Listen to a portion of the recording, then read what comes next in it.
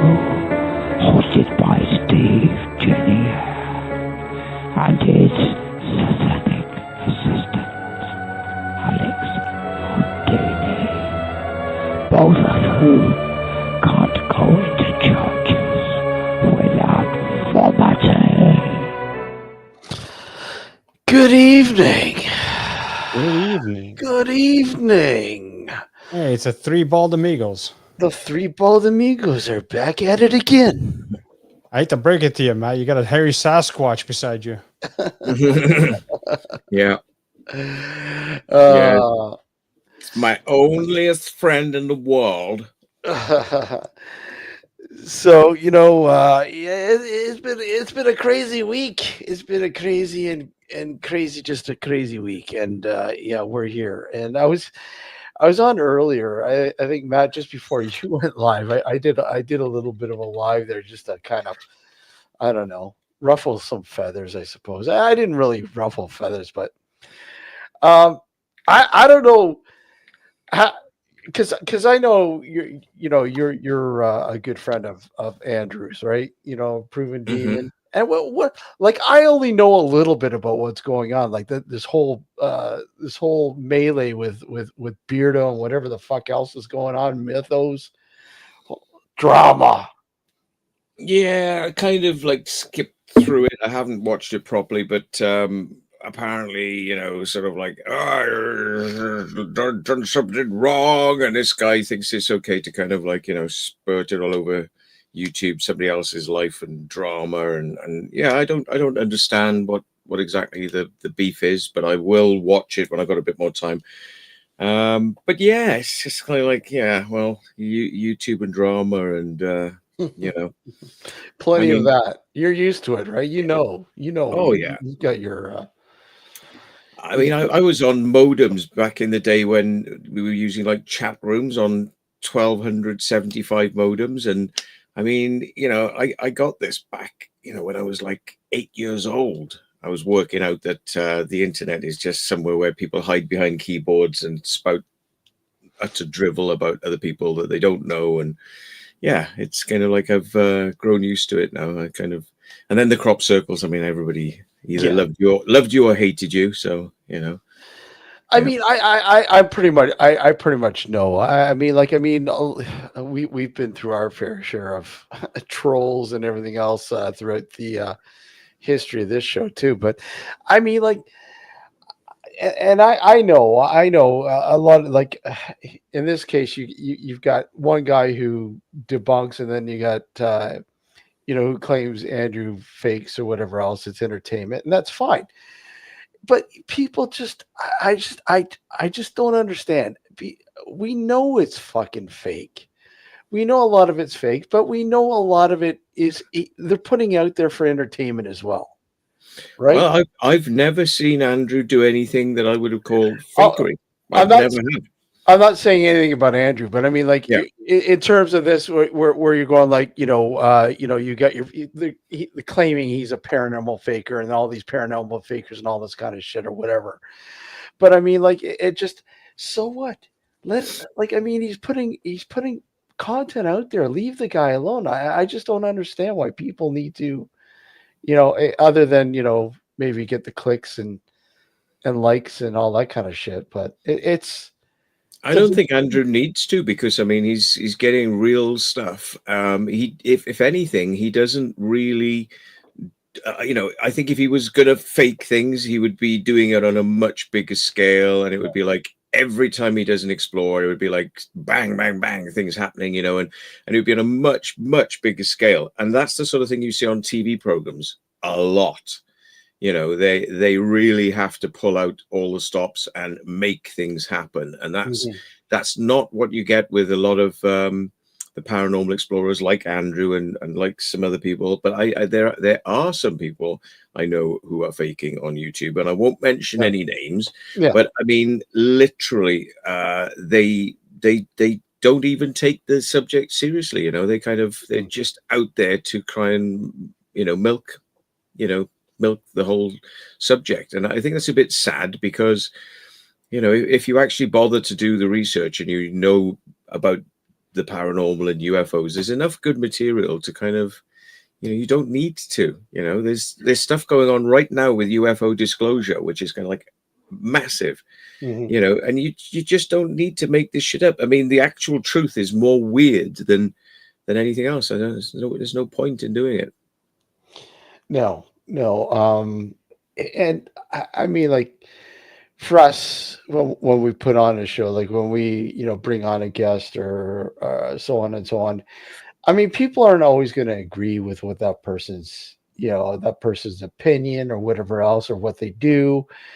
And obviously that's up to you and that's up to your own personal individual sort of perception and opinion on if you're going to believe it or not. And that's just it. I mean, you look at a lot of these things, they tell you that it's up to you to believe it or not. I mean, you don't want to believe it, you don't have to believe it, then don't watch it.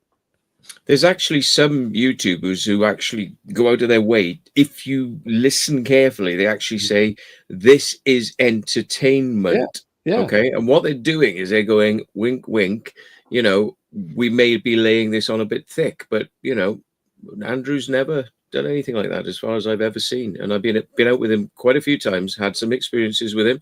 And yeah, if I saw that sort of stuff happening, I would step back from that particular person because I don't like to be part of that, The one thing that irks me the most, though, and not necessarily from Andrew, but some of the people that are like going after him, sort of thing, is how personal they make it. Yeah. Like, honestly, do you really need to make it that personal? And it's like you're backing somebody into a corner. What do you expect? Yeah, well, I mean, I think people need to leave out. I don't like seeing people doing things about like personal relationships, Yeah. and things like that. That's hitting below the belt. I Mm. find that very unnecessary. Stick to the facts of what you're talking about and attack the specific facts. If you think there's one specific fact, deal with that. Yeah. Don't just tar the person completely from side to side, and you get professional skeptics, people who they know for a fact that there is no paranormal, ghosts don't exist, UFOs, it's all nonsense. So I mean, that to me is kind of enough of a, like, that's almost like a religious belief in itself, because they're going out to attack with kind of, this doesn't exist. And it's like, well, how can you be so sure? Well, because I know. And it's like, well, that to me is kind of like, you're not really explaining yourself. That's the other side of the prism, right? I mean, like literally, you're doing the exact opposite as somebody who's like, "Yeah, there is the paranormal. But why It's would they there." is the question. The bigger question is why would they? If they personally did not believe paranormal, religion, whatever the case may be, why would they come on YouTube or other mediums to espouse that? What's the Yeah, point? yeah, They obviously have an agenda. They yeah. wouldn't need, like, if I don't believe in something, I just don't believe it. I move on with my life, and then that's it. Why would I even need to feel the need to come on here or anywhere else and say, "Oh, you got to follow what I'm telling you." You don't get it in many other things. I mean, you get people who like cars. They do YouTube programs showing you cars and how to Mhm. fix cars, but you don't get people coming on saying, "Hey, I think cars are shit. I don't Yeah, think you should fix them." Where are the exactly. channels doing that sort of thing? But you do get it with the paranormal. People have Yeah, got this bee in their bonnet about what Mhm. reality is all about, and I think sometimes it kind of it reeks of like a sadness, like a lack of deep meaning in these people's lives, because they're just out to attack. They're not out to kind of research, they're not adding anything to the conversation, they just literally want to score brownie points. And they have communities of professional skeptics, they run conferences of professional skepticism, and they all get together and pat each other on the back and say, aren't we really good for proving to people that this is all rubbish? And it's like, well, you're not. You're just like an echo chamber of you and a bunch of these people that kind of just want to say that whatever we're talking about is wrong. Mm. Yeah. Absolutely, absolutely. Like it's I find you know some of these paranormal outfits really do a great job in their presentation.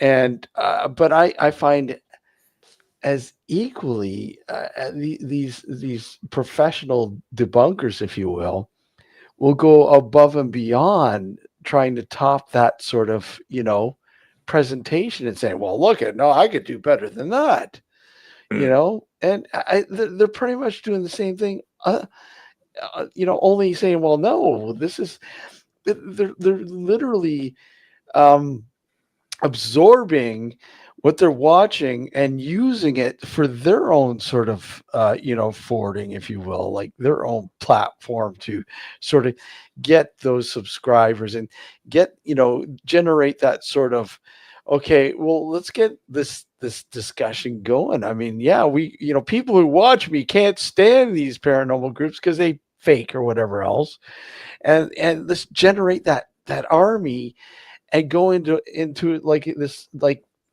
warring mode almost. Like, I mean, some of these subscribers, followers, and all that kind of stuff are equally as bad, if not worse. When they're attacking these people, it's just for no reason at all, because they haven't got a clue what's going on in the first place, other than we're following the guy who started this all. Yeah, and it's like somebody saying, well, I don't like this particular style of art. Well, that's an opinion. It doesn't mean that it's invalid. It just means that you don't like it. So if you don't like it, change the channel. It's it's like saying this music is no good. I don't like heavy metal. I only like classical music. And it's like, well, some people like heavy metal. You can't just say no because it's not what you like. You have to have a reasoned debate. It has to be sensible. The moment you start shouting and screaming and ranting and, becoming tribal, with it, and actually just grouping together to attack simply for the sake of attacking, well, that to me is like politics. Then you're into politics because it's your opinion, but some people are going to vote to the left and some people are going to vote to the right. Some people will vote in the middle, but it doesn't mean the other people who are voting the other side are invalid. It just means you don't like that thing. Yeah, exactly. Agreed. Fully agree on that. It's sad, and it's a never ending thing. I mean, when something goes away, something new pops out. It's like a virus, if you will. It mutates. It finds a new host and just goes rampant. But I mean, I think because I know you, Matt, and myself have worked on both sides of the camera. I mean, we know what it's like on both sides. We know that a lot of these we'll say TV shows, and not so much the content here, the content creators, because it's the producers. Yeah, it's the producers that want this done because they know it sells. They know it's going to get the views. They know it's going to, and a lot of the times these guys don't have a say. Their only say is, well, if you don't like it, walk away. Yeah. And they're like, well, the money's too good. I can't walk away. I've had scripts handed to me and they say, this is what we want you to say. And I read it and I go, well, it's not kind of what I think. And they say, well, if you don't want to say it, you can't be on the show. And I go, okay, I'll say it then. And then when I go on the show, I go completely off script and I say what I want to say. And I've always done that and I always will do that. And they don't like it, but they're the ones rolling the tape and wasting their time. But no, I am not going to just say things which I do not think are correct. I won't do it. And but you always agree to it just to appease them. It's almost like as if they want to they're like TV producers could be a bit bullyish, and kind of they just want to make you comply. When you go, okay, yeah, you win, I comply, I bow down before you and I will do whatever you want. They go, okay, then they wander off and then they're not even watching what you're saying and they don't even realize you've gone off script. They just wanted to bully you. Absolutely. And it's and then they say wonderful interview and you go, yeah, you liked everything I said, and they go, yeah, it was brilliant, I really enjoyed it. And you're thinking, but you told me to say lies and I didn't do it. Now you're patting me on the back because you wonderful interview. And it's just very facile television, it's really kind of if you ever get involved in it, you will probably either love it or you'll hate it. And you'll definitely need to wear knee pads. Yeah. Yeah, I mean, like I remember one TV show I did. They approached us. Okay, here's the format. Okay, great. But I'm telling you, I will not go on there, and I will not fake. I won't feed you bullshit. I'm gonna give you as is. You don't like it, tough luck. I'm just gonna walk away. Excuse me. That's cool. Absolutely. We're cool with that. Okay, fine. And it's hard to get people like that because excuse me, a lot of producers, and you got to remember, if TV content is thinning now because there's so many channels out there now, and they're desperate for content. And you know what, if they figure they got a diamond in the rough, or they got something that they think is going to sell, and they don't want to lose it, they'll just say, yeah, okay, well, hey, whatever it takes to get you on the show, great, sure, no problem, right? And on the other end, it's like, no, we've got this guy by the balls or whatever else, and he's going to do whatever the hell we want him to do because we're paying him money, right? Or they think that you literally should be bowing before them and saying, thank you very much for letting me on your TV show. I'm so grateful. I'll say anything. I'll do anything. And they're from their point of view, they think, well, we're giving this guy publicity, so he'll do anything we want because he needs the publicity. And it's like, no, actually, I don't. Not really. It's like some people might be trying to sell a book or, trying to get a bit of publicity, and it's kind of like a two-way street. They're kind of helping you a bit and all that. But it's like, I would be doing what I'd be doing if it wasn't, even if they weren't there, if the TV show wasn't there. It's kind of like, I do what I do. They came to me, but now they come to me, but want to tell me to say something that isn't what I research or isn't what I do. Well, why did you come to me? It's like me going in to buy a car and saying, yeah, I want to buy an Apple laptop. And they go, sorry, we sell cars. And I go, no, today you're going to sell me an Apple laptop. And they're like, no, sorry, we sell cars. No, you're going to sell me an Apple laptop. No, we sell cars. Just, it doesn't compute. Why did you go into that shop? Why are you going to the wrong place? Why are you trying to get a guy who researches X to say Y? Yeah. Yeah. Anyway, yeah. Have you ever approached? It's a god complex. Yeah. Oh, yeah. Absolutely. I mean, have you? I'm sure you've encountered this with when you were doing the crop circle thing. Some of these people, with shows coming up and say, "Hey, look at Matt. We want you to come on the show, but we want you to sort of prop up things a little bit more than what are actually, what's actually going on. We want to entertain the people. Maybe, you actually did see the aliens coming out of a ship and actually building these crop circles and blah blah blah, whatever else. Propping the thing up to make it intriguing to the viewer or whatever. Well, I mean, I've had them, on some shows they pull stunts on you. They've set you up for a fall. Yeah. So they want to kind of get you into a position where they can edit it later, make you look silly. They've got a whole lineup of guests who are going to run you down, and all they want to do is just get a few sound bites off you so they can cut to somebody else who's going to say, yeah, she's full of shit. Don't believe this guy. And it's like, so I find the best thing is keep it short, what you're saying, keep it short and keep it sweet, because it makes it very hard for them to edit you in any other way than the small soundbite you give them. If you start waffling, it gives them a hell of a lot of latitude to edit you and chop you and make you say things you didn't really want to say. So keep it short, keep it sweet. Very good point. A lot of people don't realize that how things look after being edited. I mean, editing is a very powerful tool, man. I'm telling you. They can make you look good, or they can make you look real bad. Ooh, yeah.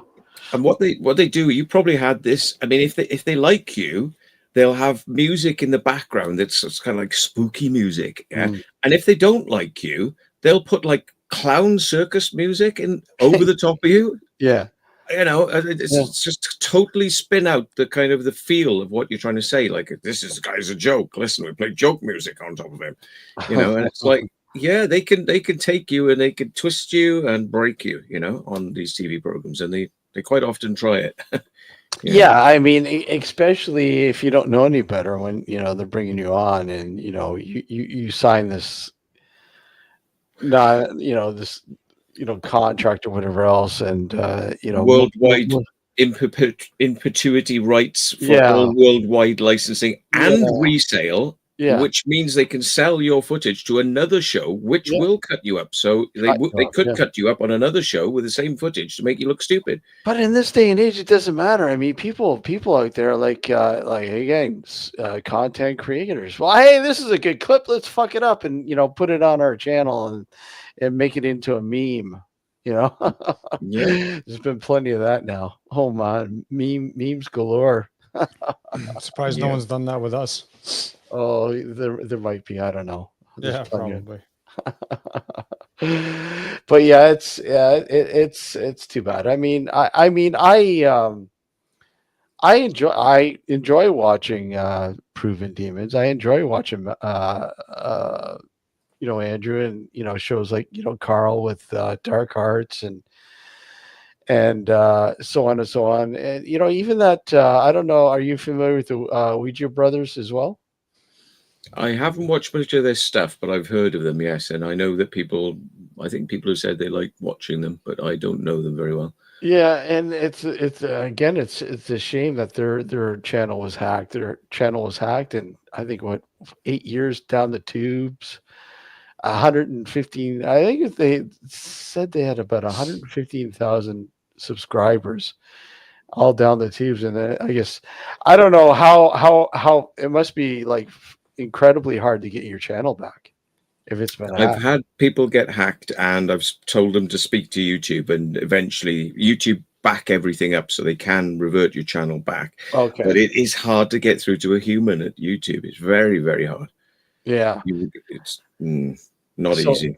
So it's a fight. It's a fight to get your channel back. Yeah, it's because I mean, obviously, you have to prove who you are and all sorts of stuff. It's just crazy, absolutely crazy.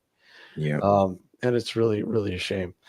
But yeah, I it's kind of moving on, and I just wanted to get your take on that. But moving on, we were kind of talking about locations, and kind of wandered into the stone tape theory. And I mean, what are your thoughts on the stone tape theory, and the thought of these stones and absorbing these frequencies and so on and so on, and the residual sort of patterns that they emit. What are your thoughts about that? Yeah, or the location itself. Simply, it could be a house, so it could be made out of brick, or it could be made out of wood. But the location, it's something about a physical location. And even when buildings have been altered, you get ghosts walking halfway through a floor that was at a different height. Yeah. So of course, well, it's not locked into the building because the building has changed in height, and so where exactly is it locked into? Is it locked into time and space, or is it locked into the stone or the building or the wood? I'm not entirely convinced about this. I know the principle of stone tape. It's like it's recorded into the stone, but I wonder whether it's actually locked into the physical location, the latitude and longitude of time and space. So yeah, I mean, I brought up the fact that possibly, when you look at the stone tape sort of theory, and then I know there was a Japanese scientist who was working with water, and how it is able to sort of encapsulate memory. yeah. And the possibility of it being a similar sort of scenario, being able to sort of house something for such a long time and then omit it later on, or a residual sort of basis. And it again, it says a lot for the environment. I mean, the environment, again, like much of the universe, it records this stuff. It records energy. And water crystals change when you send positive intent, like the thought power. Yeah. So you're trying to think something at the water, which is akin to like prayer power. So you try to send a positive or a specific thought or a prayer, and the water crystals change radically. So you can see control samples or samples where you've sent negative energy, and the crystals are all kind of like misshapen, and then positive energy, and they all start lining up, and you get much more symmetry and things like that. So yeah, we were learning about quantum mechanics and quantum mechanics fields, and how we now know that our thoughts can affect the quantum plane. So this is starting to become part of science now, and eventually one day, it's going to be more accepted that we do have the power in our minds to affect reality, and we interface probably with another dimension and maybe an intelligence, which some people might say was God or the aliens or whatever you may like. But it's, this is a reality, and physics is starting to kind of come across to it now, so yeah, one day it'll be more accepted and won't be mocked, and then you'll say, well, look, people have been into this since the dawn of time. I mean, is everybody stupid, or are new scientists the only people who get this stuff right and say, no, we have no evidence for it? It's like, well, evidence is the same thing that goes into court, which can put you in prison and can get you executed. Evidence, witness testimony, the power of a voice to say, I saw that, I witnessed that, is enough to get you done in court. But if you say, I witnessed a ghost, it's like, oh, no, we're not going to accept that. But if you say you saw somebody shooting somebody, well, that's evidence. But not if you say you saw a ghost or a UFO. No, that's not evidence. And it's like, well, it kind of is. Yeah, exactly. Kind of what we were talking about there earlier. Let me just bring this up here, just to give you a little glimpse of like a clip. Where are we?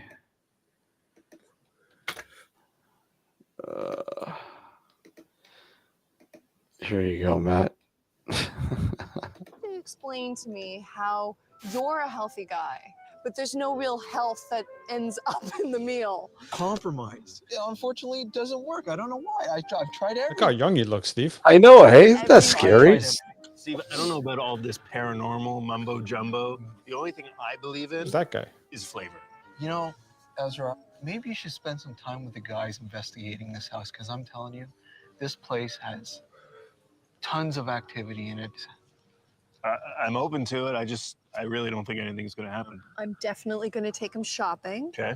And I'm going to convince you that some of these ingredients are palatable and amazingly nutritious. So I will believe as well. If Ezra will become a believer, I will too. Awesome. Give the man an Oscar. Oh, fakery. Oh, fakery. Give the man an Oscar. Yeah, an Oscar. Yeah, fun stuff. But yeah, it's intriguing. Fun stuff.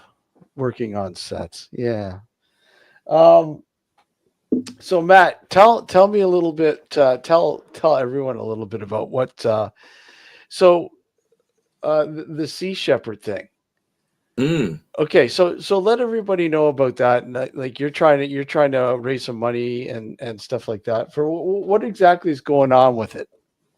Well, Sea Shepherd was started by Paul Watson, who was one of the founding members of Greenpeace, and he pulled away from Greenpeace after many years because he believed that they should be taking more direct action, not just saying, hey, we don't like what you're doing over there, actually doing something to physically stop people doing poaching, whaling, mistreatment of animals, just mismanagement of nature, basically, and maybe looking for alternatives to kind of meat-based diets and maybe going vegan. it's not everybody's cup of tea, that side of things, but certainly, you know, not whaling sentient creatures, which are dolphins and whales, which are shown to be almost as intelligent as us, but not communicating in the same way. But I mean, dolphins and whales, they have family units, and they have names for each other. You know, they've worked out now that whales and dolphins have names for each other, and they send these out in their speech patterns, and also through the sonar that they send out. They can kind of they say the name of the dolphins, and the kind of, there is a verbalization going on, but we're only just getting to the point where, with possibly AI technology, that we will be able to decipher and maybe speak back to the dolphins in the language they understand. Wouldn't that be? Yeah, that would be so insane. And it wouldn't be surprising if AI was able to do that. Obviously, Yeah. You were saying that they had to change the name. Yeah, Sea Shepherd Global. They bought out, or managed to get hold of controlling rights by sort of shares. I think there was like shares in Sea Shepherd, and they managed to get enough shares so that they had overriding control. And then they took the other Sea Shepherds, which are kind of UK Sea Shepherd, and they took them to court and said, we own the name Sea Shepherd, so you no longer have the right to kind of operate under the name Sea Shepherd. So they basically took it away from the guy, Paul Watson, who invented Sea Shepherd, and the artworks and everything, you know, it's kind of all created for this organization, and they lost control of it. So they had to change the name, certainly of the UK operation, to something else. So they've still got Sea Shepherd UK technically, but it may be taken away from them. They may not be able to use the name. So they already have headed this off by calling themselves Neptune's Pirates. And unlike a lot of organizations, including Greenpeace, which take a lot of money in charity, and a lot of this goes to pay the wages of the directors of the company, so they get to, you know, spend that money on themselves. Sea Shepherd put all its money back into boats and direct action. So it was the fuel for the boats, food for people who are on there, volunteers who don't get paid anything, and they're volunteers, but they need to feed them, you know, and they need to buy supplies. And, you know, if anything happens, like legal fees, and if anyone becomes ill, they have to kind of get the medical treatment, all this sort of stuff. That's all paid for, but that's directly going in to pay for operations to stop whaling, stop illegal fishing.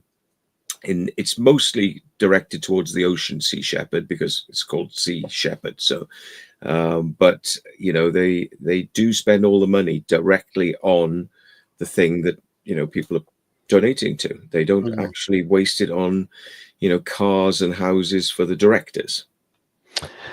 And you know, if anybody wants to donate, you just go to your YouTube channel.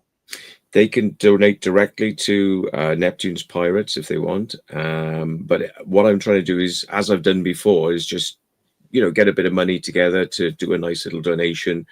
And I sold the crop circle art, the original art we did, to go out and do the crop circle design. We did an auction. We raised about £1,000. Nice.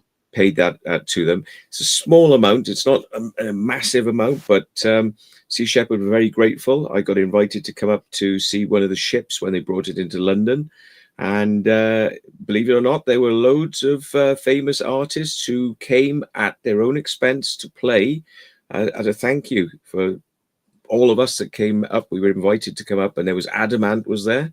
Oh, wow. Adamant. There's a name I haven't heard in years. Yeah. Hawkwind were there, you know. Hawkwind, holy crap. Hawkwind were there. Yeah, you know, and just a fantastic night. I was not expecting that at all. I was just expecting like a little sort of couple of drinks, you know, and get to meet Paul Watson. And then it's like, no, look, we put all these bands on for you, and they're coming here free of charge to kind of, because they support Sea Shepherd. Yeah, there's a lot of famous people support Sea Shepherd. There's a lot. There's the Bridget Bardot. One of the ships was named Bridget Bardot because she was a big follower. The Bob Brown, which probably people in the UK don't know Bob Brown, but he was like a big game show host in the United States. So one of the ships was named after him. And yeah, there's a lot of what's the name now? Daryl Hannah, you know, Yeah, she's a big Daryl Hannah. supporter. Yeah. Yeah, Yep. big supporter. Wow. So That is cool. That is cool.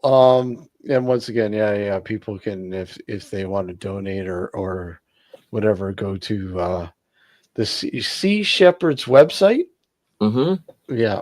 Well, look up, probably the best thing now is look up Neptune's Pirates. As you, Neptune's Pirates. Yeah. that's the new name for the new organization. And yeah, you can go directly there, or you can come to, I'll try and put the link in. I'm not sure if I'm allowed to do that on Yeah, your you chat. can. You can. Yeah, it will let me put links in. You're a moderator. Okay, cool. And yeah, Melissa, yeah, about the Ouija brothers. Yeah, I watched that. Yeah, it's sad that Griff, one of the guys, it's his actual job. Supporting his kids and wife and everything else, and sadly, that's all been torn away by some hackers. So that absolutely sucks. I hope they do get the channel back. That's for sure. That's a lot of work, man. 8 years, something like that. 8 years, 119,000 subscribers. Oh, Mel's put it in, but I'll put it in as well. But yeah, crowdfunder, the link. All right, We managed to raise £245 from the last round we did, and Yeah. we've got £50 now, so we're at £300. We were looking to try and get a £2,000, but I kind of pulled it back to 1,000. If we get 1,000, we'll be happy. But yeah, go and have a look at the webpage, and if you want to donate any amount, just £1, £2, £10, whatever you want. We will send that money on to Sea Shepherd, and we'll get receipts to prove that we paid the money in, so it's transparent. So yeah, That's awesome, Matt. That's awesome that you're doing that. Now, is this something that anyone around the world can donate to, or is it just strictly the UK? Yeah. Crowdfunder is a website that people all around the world can kind of set up a crowdfunder. And you get people doing this for, cancer charities, sponsored rides and races, and kind of, you can set it up for anything. People can do this themselves. It doesn't have to be Sea Shepherd. You can set up your own thing, funding, saying, I want to, fix a car up. And does anybody want to help me fund fixing this car up? And it's a, classic car or something. And, people donate a lot of money. I mean, some of these things have raised millions, for various good causes or pet projects. Yeah. That should say City TV. That's right. I remember that. Him being on City TV quite often, which is a local station in the Toronto, Canada area. Matt, he was on it a few times. Oh, Paul Watson. Yeah. Oh wow, yeah. No, he's saying Bob Watson. Bob Watson, but I think he's talking. I think he thinks it should be Paul Watson, but co-founding Greenpeace, right? So yeah, I'm assuming that's who you're saying, Kevin. Yeah, there were a few who stayed on with Greenpeace, but Paul pulled away because he wanted to do more direct action. And I mean, some of the things they've done. There's a TV show. It was the most popular TV show on Animal Planet they ever had, and it was called Whale Wars. And it was basically the Sea Shepherds going up against the Japanese whalers, and the Japanese whalers were ramming the Sea Shepherd ships. They sank a couple. Wow. And it's quite lucky that people weren't killed, because the Japanese were not happy that they were being told don't whale.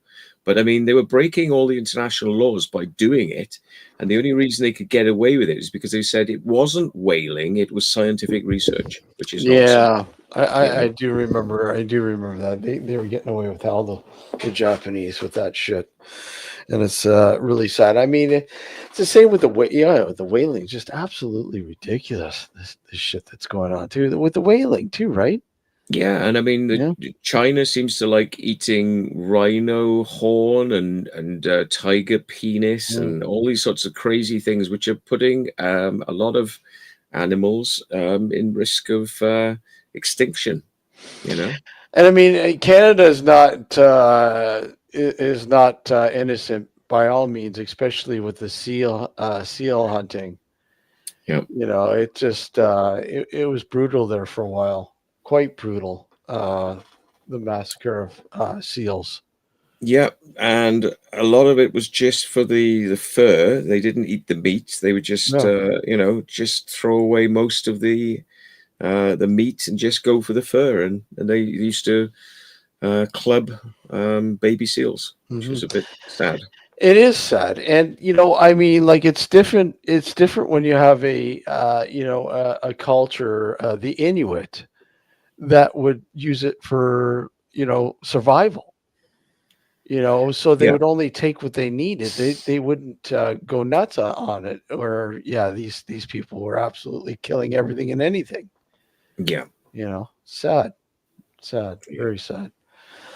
Um, yeah. Kevin was referring to Paul Watson. And I mean, they found out as well that considering Japan likes to try and serve up this scientific research killing that they're doing, they serve it up on plates, On which is kind of plates, yeah. like, yeah. And they found out that dolphins, along with a lot of fish, are very high in mercury. And Mm. it's dangerous levels of mercury. So they're not actually that safe to eat anyway. So, No, not now. Some of them overeating, and you're asking for trouble. Overeating. Yeah, absolutely crazy. Um, oh, I just read the chat there. It happened to the Paranormal Files a year or so ago. So I'm assuming that is in response to the Ouija brothers, right? The So Ouija brothers. this guy Beardo, is it Beard? His name Beardo, the guy who was Yes. skeptic? Yes. mhm. Is he going after just well-known people on the internet? He won't. Paranormal? He won't touch TV shows because there's stuff in the contract, something to do with the contract. They can go after Beardo. So Beardo will go after a high level content creators that literally have like millions of subscribers. So we're safe then. Oh, I'm not worried. I'm not We worried. don't have millions of subscribers here. No, but I mean, we're not. We're also not putting out content that we're faking or whatever else. Really. Yeah. I mean, it has happened. I mean, that some people have fought back against some of these professional trolls, and they've got cease and desists and said, no, we don't appreciate you attacking us in this way. And some of these professional trolls have actually had their channels taken down and been fined lots of money for actually, spreading some quite, false rumors, and they've been put in their place for it. So I mean, it's a risky business if you can't back up what you're saying and you're just going for an easy hit and hoping you can get away with it. It does backfire on some of these channels sometimes. Yeah, I mean, especially your sole purpose is to disrupt and open, but he won't debunk Dark Arts TV. No, I don't know.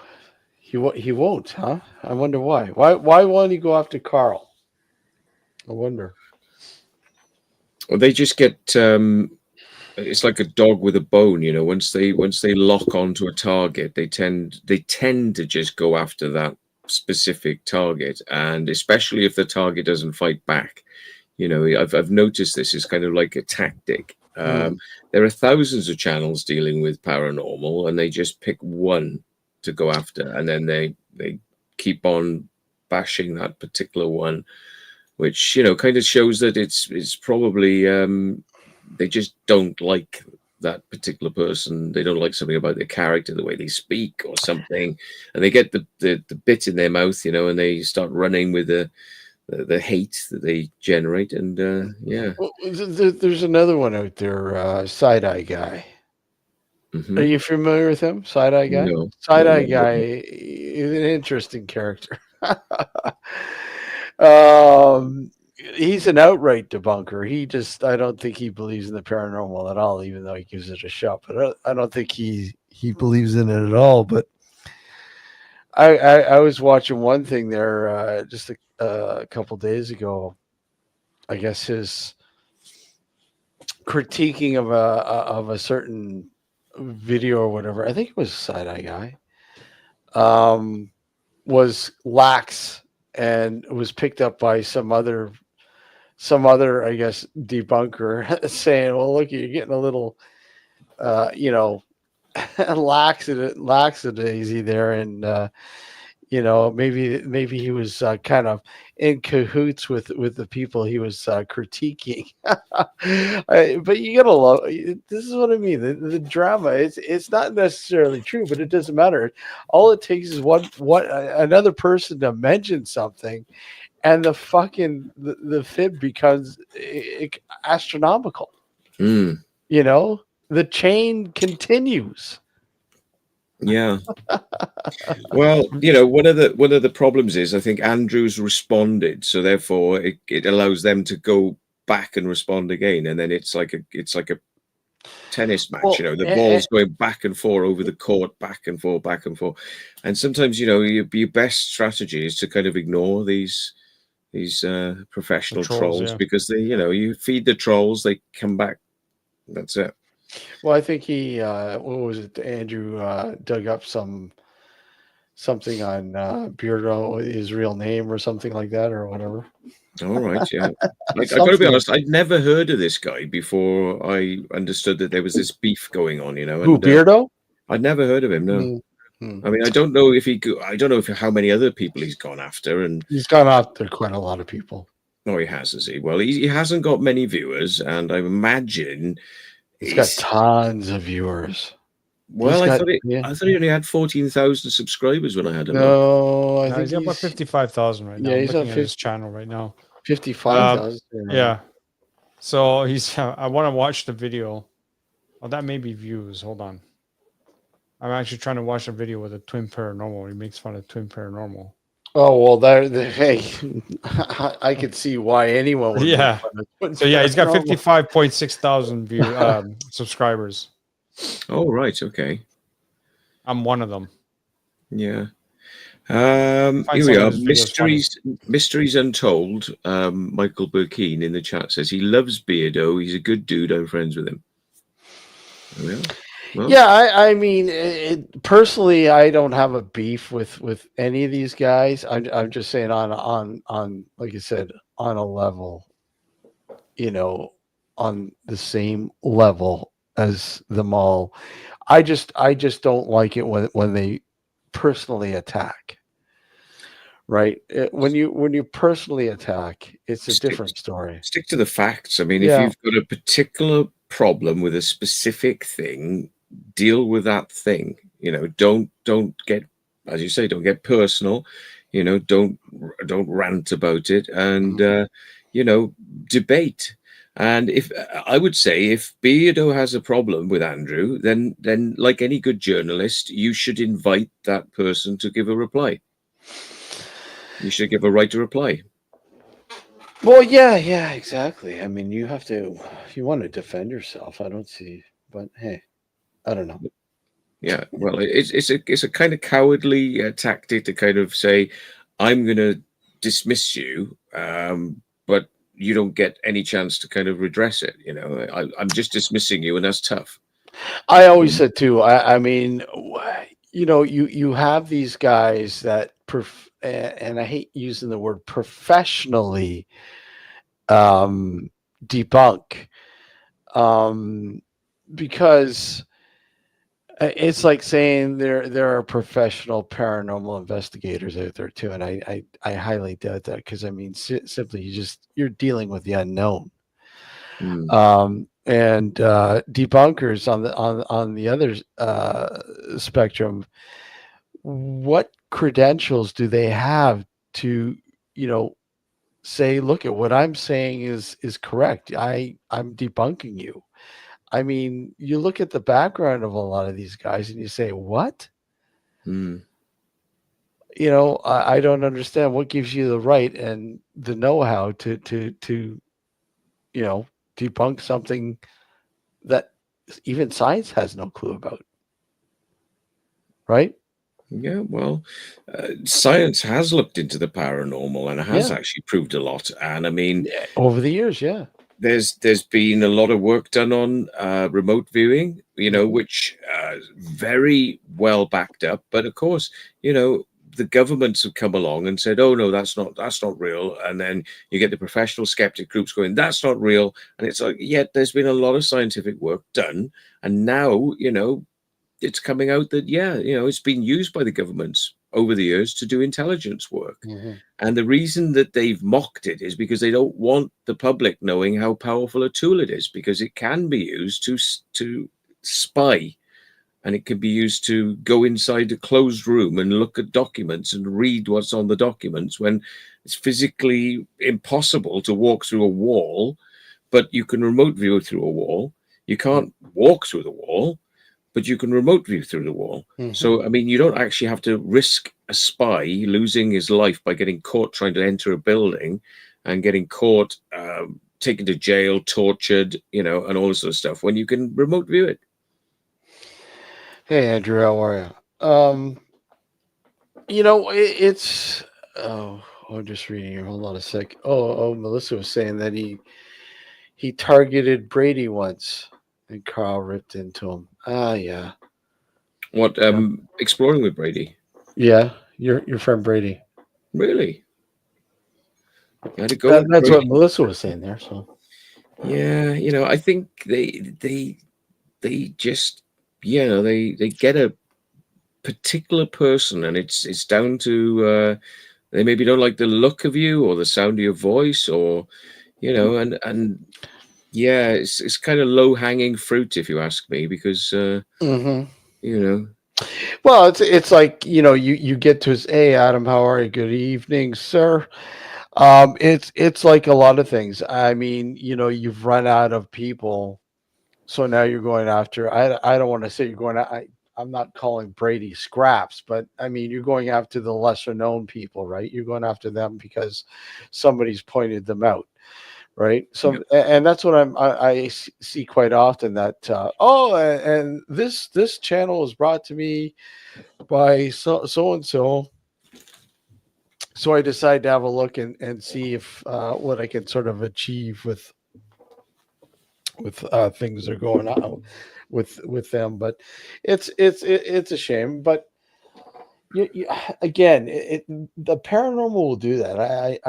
I mean, over the years, I've noticed that there's no in between, Matt, and it's hard to be in between with how you look at the paranormal. Obviously, people you either believe it or you don't. And trying to be a healthy skeptic, which I am. I don't outright debunk because I don't think it's necessary. I question everything. You have to question everything. And I think it's healthy to have that mindset when you get into this. And it drives me nuts that some of these guys, they don't give a shit. They don't care about the healthy criticism. No, I'm just going right for the fucking throat. Yeah, I mean, I saw a statistic the other day that apparently they've done extensive work looking back through peer-reviewed journals in scientific magazines, and they reckon that 80% of peer-reviewed material that appears in like Science, Nature, the peer-reviewed magazines and university publishes this works of people who are supposed to be doctors and professors, and they've been cooking the figures to kind of meet targets because they want funding for their next project, and they just start cooking the numbers and cooking the work they've done so that it looks more impressive than it actually is. And they've come to this conclusion that 80% of research in full stop in general in the scientific community is bullshit. Also because of the funding too. The because funding, yeah. they want Yeah. millions of dollars for the next Right. round of funding. Right. Because it's one thing to say that something is a certain way and pick whatever field you want in the scientific community. But you say it's this way, you theorize this way, gets peer reviewed, you get the funding because you're onto something, apparently, and you continue to get the funding to do it. And even if it gets disproven after you've gotten the funding, it doesn't matter. You got the funding already. Yeah. All right. And you keep going and you improve on that. You may be onto something to some degree, but what you're stating is not exactly what it should be. Doesn't matter. As long as you get the funding, as long as you can continue doing your research. Yeah, and I mean, technically, it's fraud, and in the right circumstances, you could be done for fraud and go to jail, even as a scientist. Yeah. I don't think there's, people making vast amounts of money and getting millions of dollars to be a paranormal researcher. So what's the incentive, to kind of do it? But when you're doing it on a massive scale and fooling scientific institutions and universities and things like that to kind of get money, I think that to me is a more menacing problem, because you might be trying to say that a drug works, but it doesn't. And you're producing false evidence to say the drug works. And what happens when you produce that drug and give it to people? People are going to get ill, or they're just not going to get well. And that is a far more sinister thing to me than somebody saying, I believe in ghosts.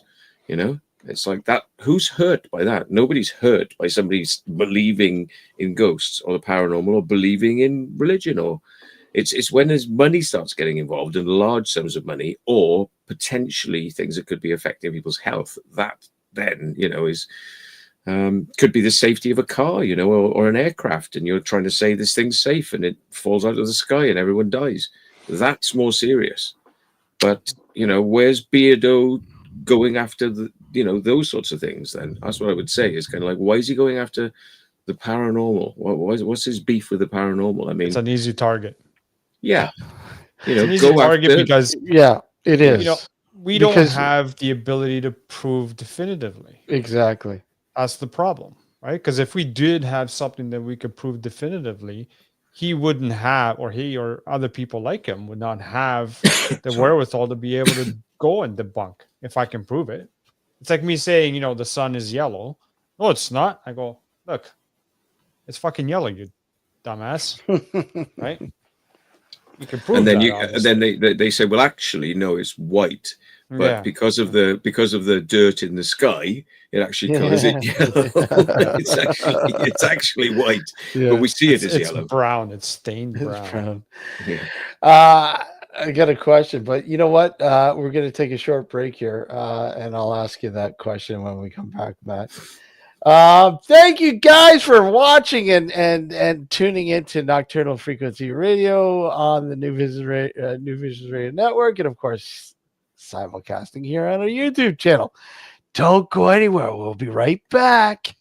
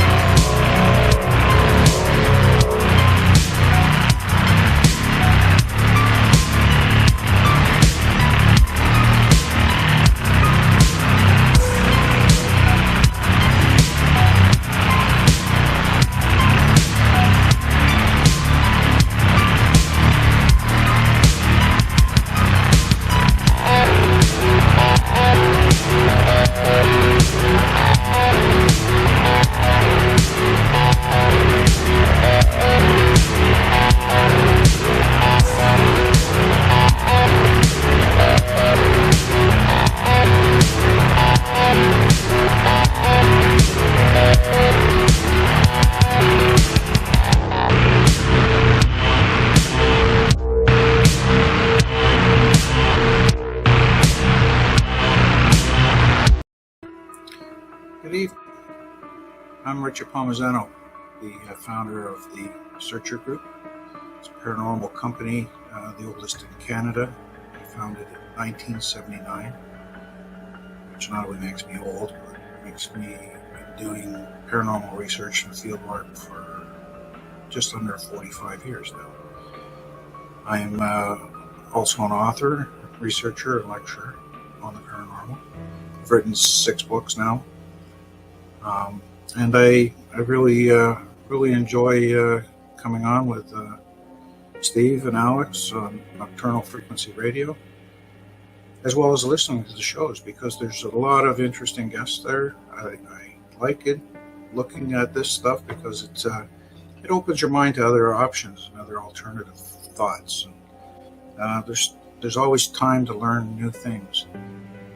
So I hope you join us and come and see Nocturnal Frequency Radio. Thank you. So let me ask you, what makes for good radio? My 5 favorite songs all day long. Play it again. No. As many commercials as physically possible. What? No, why would that be good? Great music, great talk shows, no commercials! Precisely. New Visions Radio gives you no commercials, no nonsense, just the best new music and the best talk all day long, 24/7, 365. NewVisionsRadio.com. Hey guys, Kristen here, host of the Paranormal Girl podcast, a bingeable exploration and deep dive education about the paranormal for the skeptical believer. Some of my past season topics have included shadow people, Mandela effect, demons, and UFOs. Currently, I am tackling Bigfoot. I have been sharing this journey with my audience since early 2021, and I have learned a lot these last few years. It's truly a mysterious world out there beyond our perceptions, and reality is just not what it seems. I have also, since the start, met some awesome folks like Alex and Steve, and I've really enjoyed watching and learning from them and also joining them on their show. Their guests are always outstanding, their listeners are just the coolest, and these hosts are some of my favorite people. I recommend their show to anyone looking for an intelligent and fun conversation about the paranormal amongst friends. So join me on my investigation, join Steve and Alex on theirs, and enjoy. Now back to the show. You are watching Nocturnal Frequency Radio. And there you are. That's okay. It's late there. Well, it's what, 2:08 or something over there, Matt? I was listening to the last clip, but I was like, oh, it's finished. Better wake up. Sorry. Welcome back to Nocturnal Frequency Radio. Just have a remote control shock collar just to wake you up before you fall asleep. I fell asleep on a live stream the other night. I just nodded off halfway through the stream, and they called me, but I didn't wake up. I just nodded off. Would this wake you up, Matt? That's a wet one. Yeah, I think that I'd be back and forth the toilet, and that would get my heart rate up, and that'd probably keep me awake. Yeah. Yeah. Matt, I wanted to ask you before we went to break there. What do you think? What in your opinion? What do you think is the most effective, or the most? I mean, the closest thing that we have to maybe a connection to what might be paranormal, like, you know. What do you think? A tool, technique? What do you think? I think I've had good results with recording devices where you record and play back. You ask a question. That's been quite effective. I think that people are sensitive, so you could do controls where you don't tell people what they're looking for, and you see whether people write it down on a piece of paper, so you don't confer with each other, because you can influence. If you start saying, "Did you see that ghost down there?" and people say, "Oh yes," they all start looking the same direction, and it kind of influences. I think that you shouldn't really, if you see something, you hear something, you smell something, you should quietly write it down on a piece of paper, and you should continually write on the piece of paper, even if you haven't seen something, so it doesn't link people to the time that you saw it.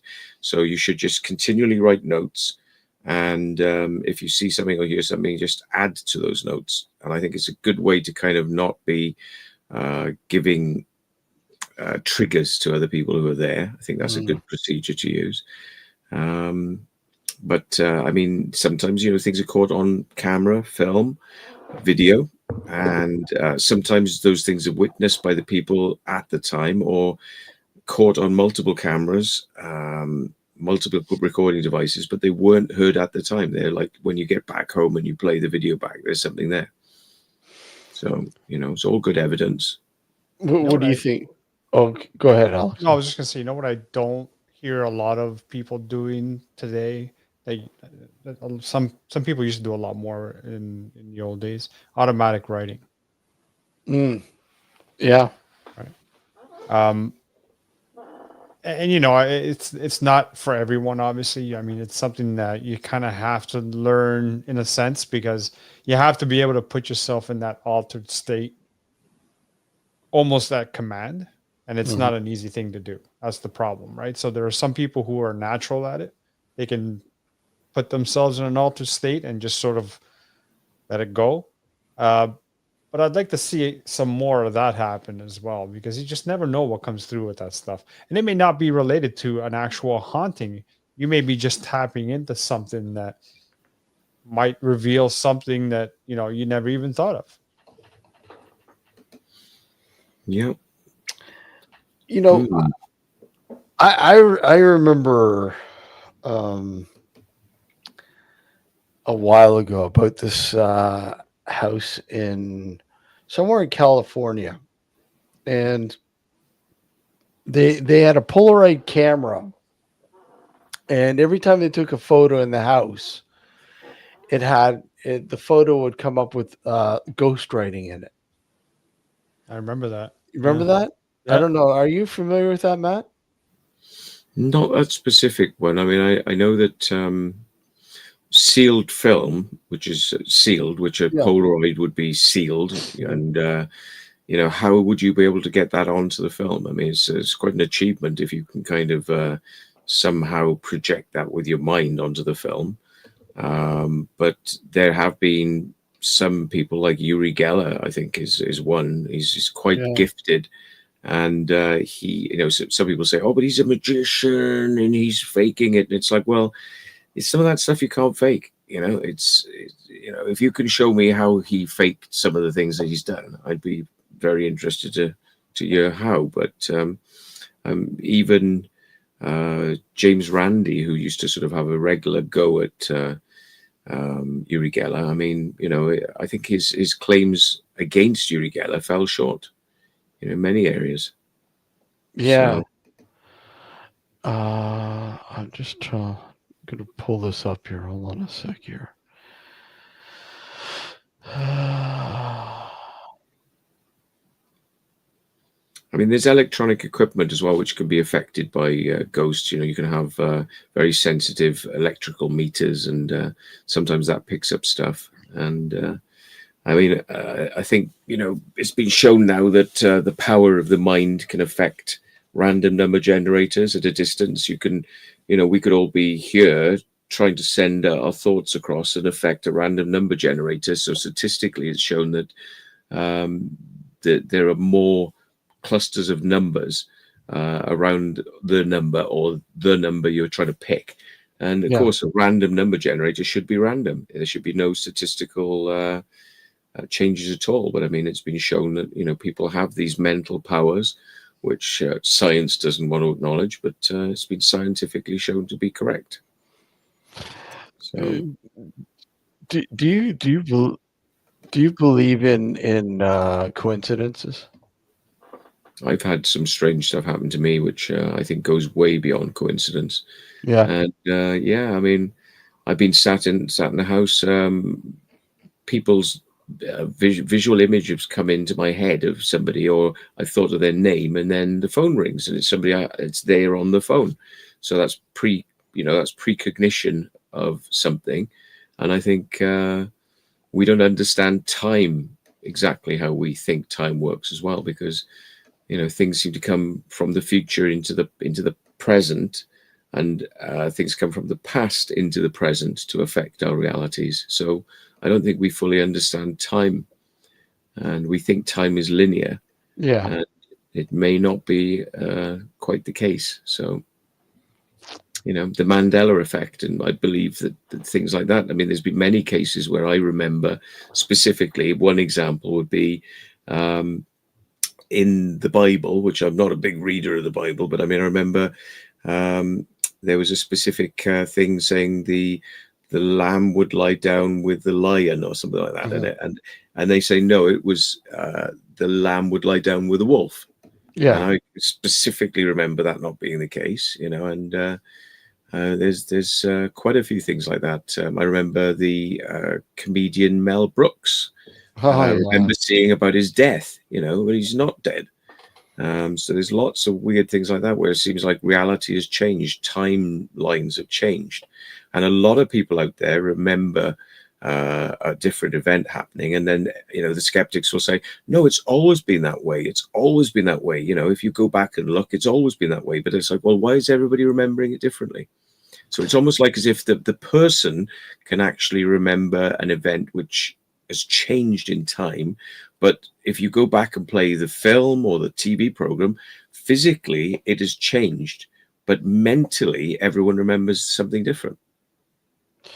Yeah, it's amazing. Yeah, the Mandela effect. That's another just fascinating thing. Like, I mean, there's so many examples of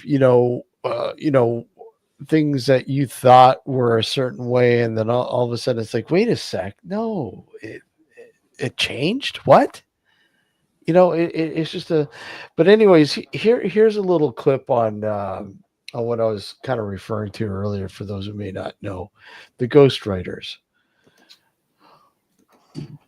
Behind this gate in Mount Washington and up this rather spooky private sidewalk lies a house that's more than 100 years old. Okay. There's something unexplained. Hold on a sec. If you can jack the volume up a little bit, maybe as well. Hallway, a gap on the walls, a collection of Yes. Polaroids. We have thousands of these. Really? Yeah, there's thousands. John Hold Matkowski on. and John Huckert live in that house, and these are their photos. They always suspected something strange about the house, and then in 1992 they started taking pictures with their Polaroid camera. Can you guys hear that okay? Unexplained glowing blotches would appear on the photos. They tried new film, even different cameras. It kept happening. Could it be a ghost? As absurd as it sounds, one day they decided to talk to it. Did you ask it a question? Yeah. Someone asked, is he here now? Right. When they took a picture. And somebody grabbed the camera and snapped a picture, and then we saw it, and we started like, oh, look, there's something there. And it was like 45 minutes later, somebody goes, oh my God, it says something. Because you can't quite tell until you really look at it. At first, it looked more like blotches of light, but upon closer examination, you can see the letters Y, E, S. They asked, is he here now? And the photo appears to say yes. And then from there on, we said it was communicating, so we started asking questions. Through the years, they say there were thousands of these communications in English, Old English, even Latin. Phrases like anything is possible and listen and you will hear. This one here, we asked the entity if we were going to write a story about this, what should we call it? And he told us ghostwriter. Most of the activity takes place between the entrance to the hallway and the bathrooms right there. And it comes along through here and out through the stove. In the house, Huckert not only shows me where this is happening, but also a videotape. Proof, he says, that the photos are not being faked. We tear it open. It's August 1992. On this day, two video photographers capture a young John Huckert loading the camera with a fresh roll of film. Then they decide what to ask the ghost. Did he die in this house? Huckert points the camera at the two photographers. Did you die in this house? and takes the picture. And here's the photograph. Slowly, it develops. It looks like we're getting something. It's a phrase in Latin. This is the picture. It says, Inter alia corpus delicti. Translation, among other things, a murder victim. A number of reputable organizations and investigators have tried to debunk this ghost story, but so far have not been able to. The fact that Polaroid came in and they brought their own cameras, their own sealed film, and the Brooks Institute of Photography showed up and they monitored the photographing sessions that were going on. Bill Murphy is a paranormal investigator. Yeah, I would say there's really not another case that I've seen quite like this one that is so difficult to debunk. I can't debunk this one. I don't care if anybody believes it or not. Do you believe in ghosts? I've always believed in ghosts. If it's a ghost or just a guardian spirit, I don't know. In Mount Washington, David Ono, ABC 7 Eyewitness News. Yeah, we point out that it's been debunked. I don't know. I mean, you can. I don't know. What are your thoughts about that? Not seeing that. Well, if it, provided there's no evidence that the camera has been altered or the film has been manipulated in some way, then I think it's interesting. And, somebody else, as they said, came along, Polaroid, I think they said, came along with their own film and their own cameras. And it was, well, how would you be doing that? It starts to kind of like make you scratch your head. And I think people should take more note. Yeah, Polaroid came out with several different cameras and fresh film, brand new film, and they were capturing the same phenomena. Now, in terms of being debunked, I don't know. I have not heard anything reputable in terms of it being debunked. But hey, you never know, right? I'm not the end all be all, so I don't know. Pareidolia, could basically play into it with where the brain interprets. Yeah. I mean, you see an elephant in the clouds in the sky sort of thing scenario. But yeah, I mean, there's all sorts of things that could play into this. But I, regardless, find it very interesting. I really do find it interesting, regardless if it is. I don't think it's faked. I don't know. I could be wrong, but I don't think it is. The writing's very clear to see. I mean, yeah, that's definitely not pareidolia. No. I could understand with a wispy cloud, you could say, well, is it a ghost? Isn't it? But the writing was extremely clear, easy to see. What do you think about it, Alex? It's the first time I'm seeing this. I mean, the one clip where you see the guy tearing open the brand new film cartridge, that's pretty telling right there, if you ask me, right? So in order to be able to hoax this, you'd have to be able to manipulate the film inside the sealed package or reseal it to some degree to make it look like it's originally sealed, and ask the appropriate questions based on what you've done to the film when you put it into the camera. That's a lot of work. It's a lot of work, but and at the same time, why the hell would Polaroid fake it? Well, exactly. It doesn't make any sense. Why would Polaroid do the same thing? They stand to gain. What do they stand to gain? It's not like, I know their sales probably were dropping off. Oh, maybe we need some new sales pitch or whatever. But no, I mean, on a grand scale, I don't think that would affect the sales at all. Hey, look at. But this is the early 90s. This is the early 90s, yeah. So I mean, sales were not falling off that drastically yet. No, not at all.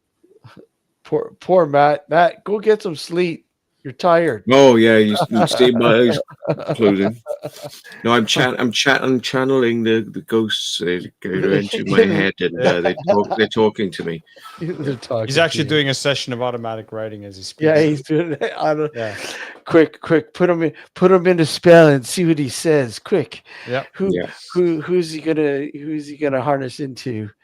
Yeah. Well, I'll try and keep myself awake. Sorry. But yeah, I mean, there no matter what, I mean, there's going to be phenomena that no matter what, people are going to are going to do their best to try to recreate. I mean, sell film cartridges. I don't think they needed to back then, right? I mean, they were sales were quite fine. I think back in the early '90s. Yeah, the early '90s they still had pretty decent sales. Yeah. It's when the advent of the digital point and shoot cameras, once they started becoming popular, is when Polaroid started going downhill, Mm. and that was like 2000s onwards. Well, yeah, that killed Polaroid. I mean, even though it's made a little bit of a comeback in It killed not only Polaroid, it killed Kodak, it killed a whole bunch of things. Yeah, it killed film. Yeah. In many ways, it killed Yeah. film. Obviously, because you can take an instant picture and you can instantaneously review the photo right there. Right? Oh, boys, that brings up another phenomenon that carried with it. It's called orbs. Why'd you have to go there for? Oh well, you're the one who brought the point and shoot up. Yeah. Yeah, sadly, the point and shoot camera brought on the orb phenomenon, which to this day, it's still, for some odd reason, it hangs around and hangs around. People wholeheartedly believe it. Well, people are still harping on about chemtrails, and that to me is has been kind of well shown to be incorrect. That there's a lot of fake photos of military cargo aircraft which have been converted into sort of like cloud seeding devices, and then they've been saying, well, every aircraft is doing this, when it's like, well, no, there was specific experiments done to cloud seed. You can't say that there's these kind of huge containers full of chemicals on every single aircraft. Where is it? You can't fit that stuff in. It also kills me that when you have take a look at some of the supposed chemtrail photos that they have online. If it's a 2-engine airplane, it's only 2 trails. If it's a 4-engine, it's 4. If you're talking about the cloud seeding, it's not going to be coming out in either 2 or 4. It's going to be either at the bottom of the actual plane that's going to have a nozzle that's going to spray it, or maybe attached at the wings.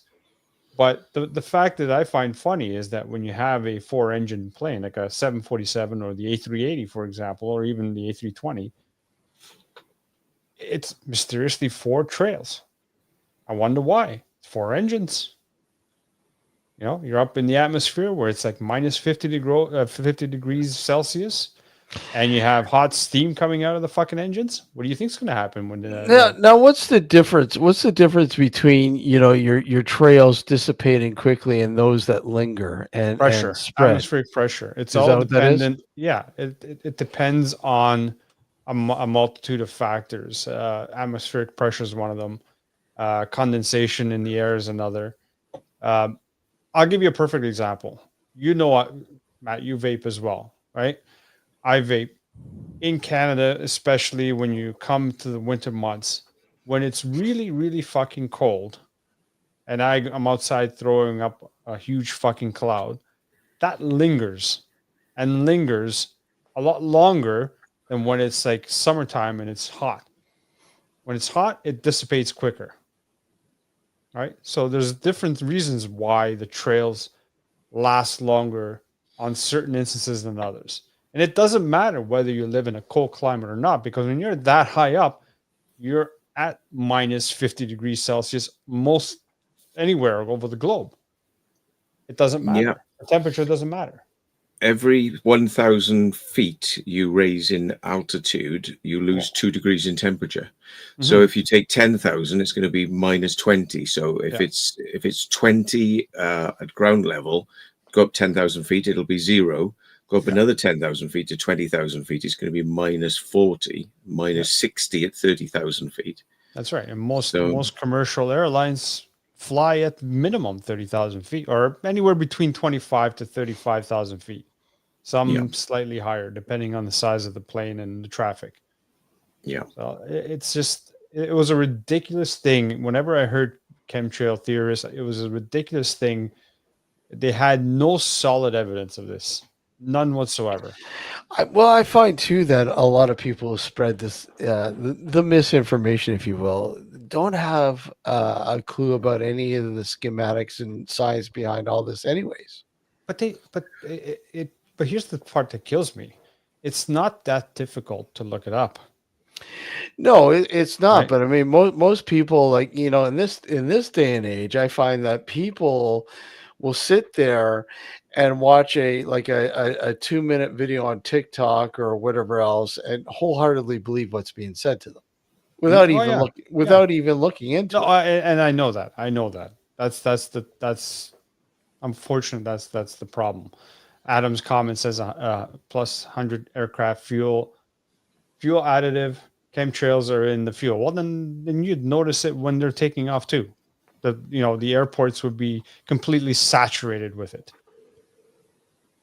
Yeah. That's just it the doesn't higher make any you sense. go, the higher you go, the wind gradient gets increases. So at ground level, you might have no wind.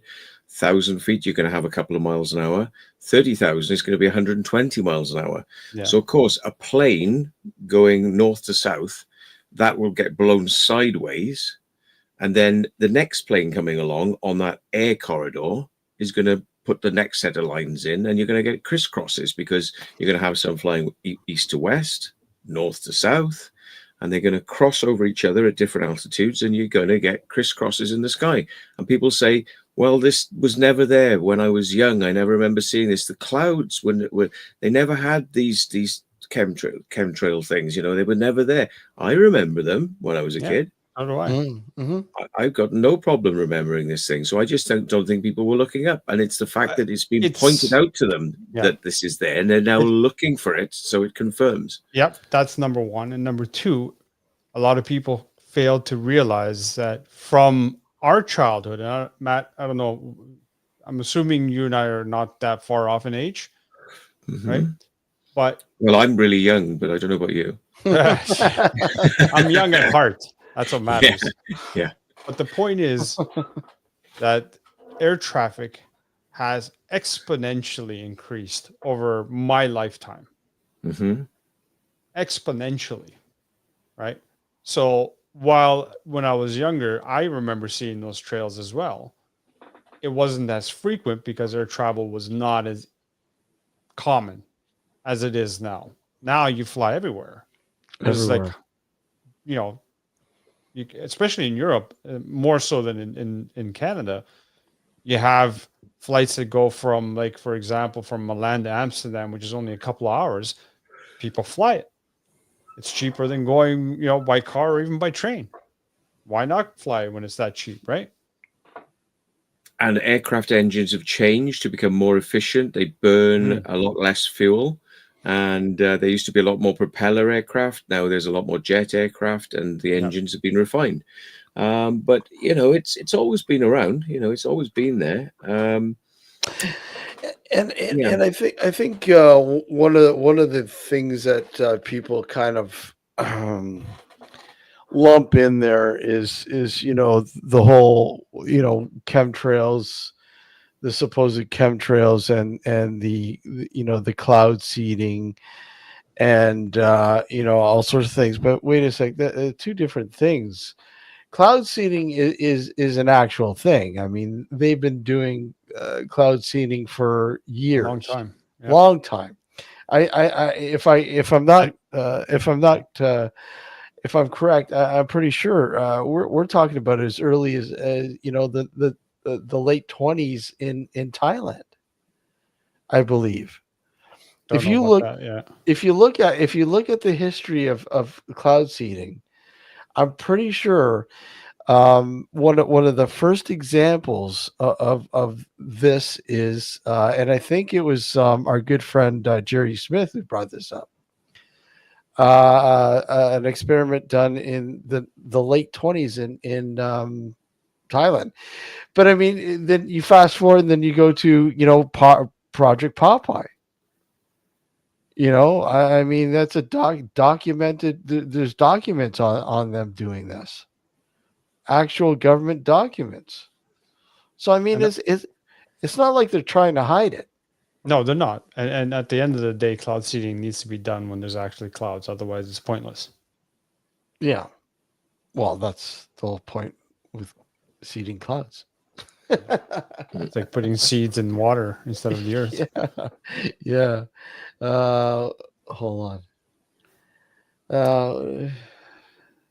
I mean, I'm kind of interested as well in life after death experiences where you get children are born and they speak. They come out of the womb, they're speaking. Where do they get all this knowledge from? How do they know about their past life? And they kind of, people are saying, well, how do you explain this? How do they know they've lived before? And they go and validate and check the information, and they find out that they are the person they said they were, and they've been reborn. So I mean, you go to some cultures in the world where this is just accepted, it's not challenged, it's part of everyday life. But we've got a real problem with this in the West. Even though Western religions acknowledge that there's life after death, and things, you still, in the church, they would kind of steer away from talk about communication with ghosts, but they tell you that you live after you die, but you're not allowed to talk to ghosts. So the Catholic Church has told people it's kind of like communing with demons. It's not to be done; it's to be avoided, and it's kind of like a stigma, which is even crept in from the very people who tell you that there's life after death. They're kind of going, well, but you can't try and talk to it, though. That's not acceptable. And it's like, that's well, the devil's work. Yeah, the devil's work. Have you ever gone for a past life regression, Matt? I haven't, no. You should try. I've steered away from going to have hypnosis on some of my experiences with UFOs, because I'm kind of thinking that there is an element of contamination. I mean, I know so much about the subject that I'm potentially gonna come out with a story that says I've been abducted and this X, Y, and Z's happened to me. And I think if it would be more interesting for me to kind of recover those memories without suggestive hypnosis, which can lead to fabrications. If that comes out, man, if that becomes a reality, I want you on the show here first. Yeah. No, I've done past life regression, and you're fully aware of what's going on. You're not completely under. Number one, like there's your deep hypnosis, if that even exists, where you're completely under. But the past life regression that I did, I was not completely under. I was in that, like what the hypnotherapist did was put me again in that altered state, just much like what I was referring to with the automatic writing. And she guided me not as far, like she wasn't asking questions, suggestive questions. She was literally asking questions. Once she got me to that stage, where do you see yourself? Like, where are you? Yeah. What do you see around you?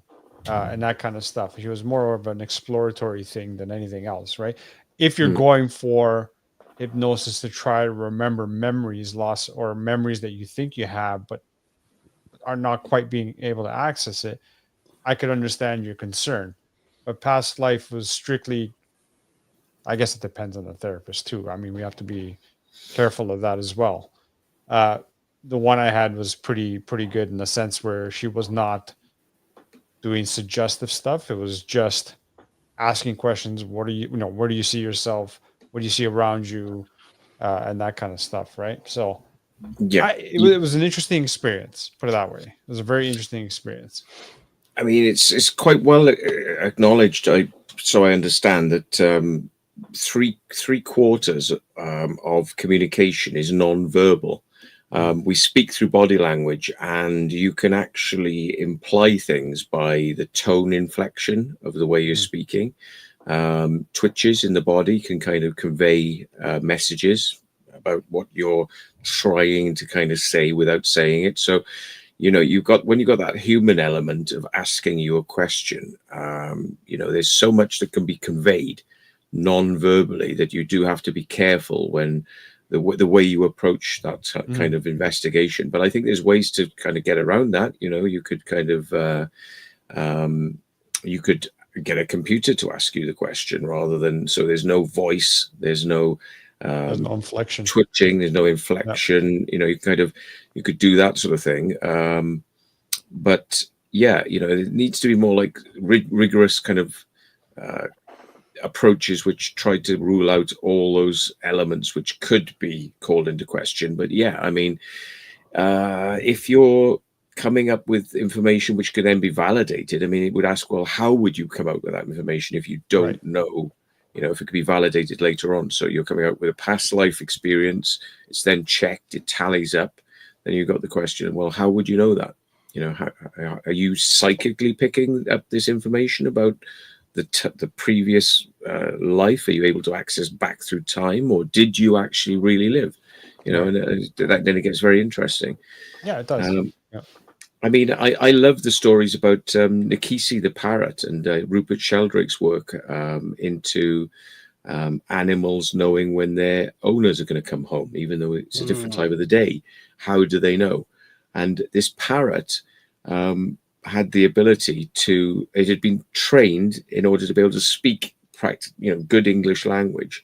And what it would do is it would, when its owner was waking up in the morning, it was telling the owner what they dreamt about last night. And it had this amazing ability to kind of see into the mind of the dreams of the owner. And it would know things, you know, you could ask it questions of things it shouldn't know, you know, and it was able to pluck the answers out of, you know, thin air. So, yeah, I mean, animals be able to psychically read us and read out, you know, things that they shouldn't know. How does that work? Yeah. I mean, there are a lot of things with animals. I mean, that, you know, you could like open that up even more to, you know, them knowing that we're sick, you know, them knowing that we're dying, that they can sense a shift in weather patterns, you know, that we on some levels can still, but don't really recognize it because because of the filters society has put in place, we've lost that ability. It's become dormant. Yeah, it's very dormant. And you know, animals, it's, you know, we're always amazed at animals and what they do and how they react to certain situations. You're like, wow, how did they know? You know, but I mean, it leads to a much larger thing, Matt. I mean, what does that mean? What does that exactly mean? With, you know, does it have something to do with the elements of the universe? You know, I mean, are we all patched into this greater sort of you know, system, if you will? You know, some people say matrix or whatever else, but you know, it kind of leads you down that path and thinking that, look, there is something much larger than life, or what life is all about, that we don't know. Most people say no.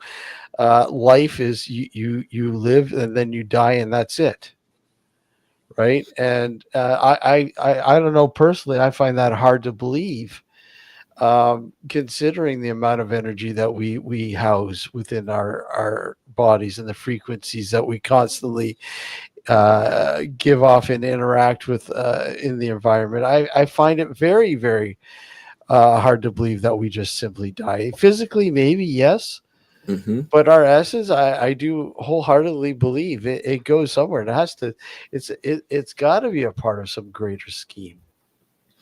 Well, I just know that when I was skeptical, and I was a skeptic, and I believed, you know, the religions were all kind of made up, and people have interfered with the stories and changed, you know, the books and the Bibles and all these sorts of things, you know, and the Qurans, and it's all written by people, you know, and you, I used to think, well, you know, it's all so fake, you know, there's nothing. When we die, that's the end of it. And what I've experienced by having Oh, we lose Matt. strange things happen to me, and did I freeze? Was it? Oh, sorry. Yeah, you froze.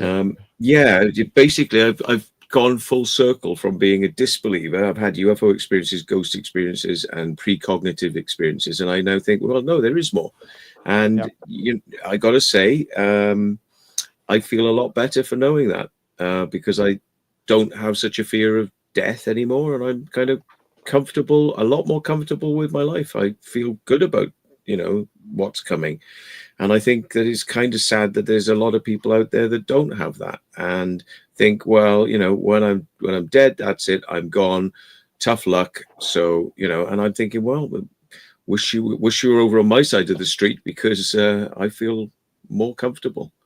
Yeah, you know, that's a big thing for a lot of people, myself included. I struggle with that at times too, because I'm not very religious. I'm more of an agnostic. I'm not religious or an atheist. Obviously, I neither believe or disbelieve, and because of that, I mean, this is, you know, if you listen to some of the older shows, this is the reason why I do what I do with the paranormal. It's not to try to prove to the next person that the paranormal exists. It's to try to prove to myself that the paranormal exists. It's a personal experience, right? Journey. Exactly. It's a personal journey.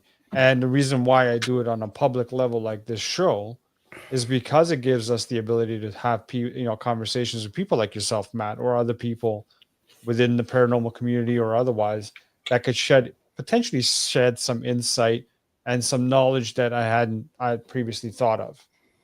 You know what I mean? And that's part of my journey.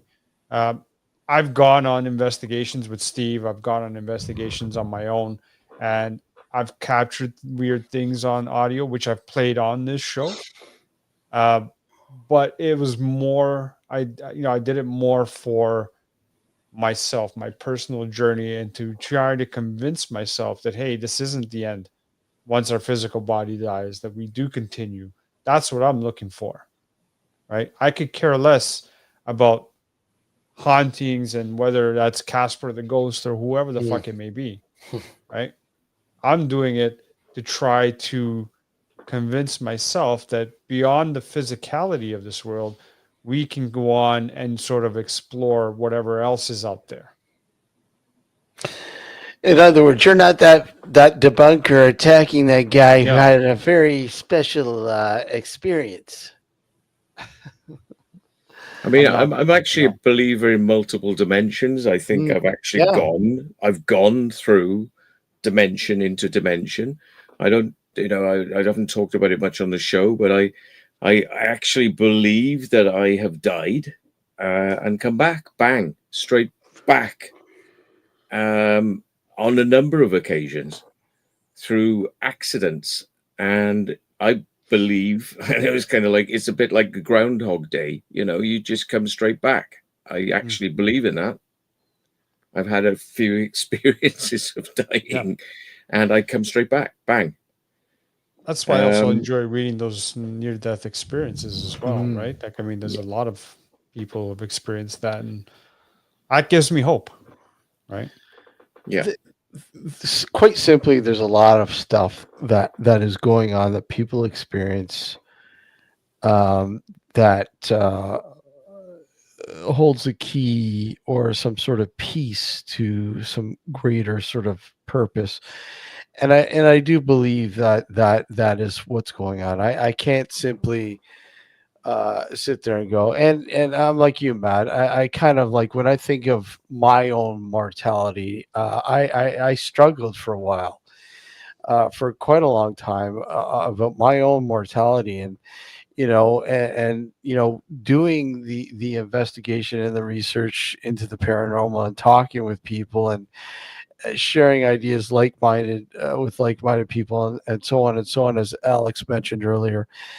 I too think that I'm pretty comfortable thinking that, you know what, I don't think death is the end. No. I don't think it's the end. I think it's merely a transition into something else. What that is, we will never know until our time comes. Yeah, well, some people have gone to the other side and come back. I mean, Yep, near-death yep. experiences. Near death, yep.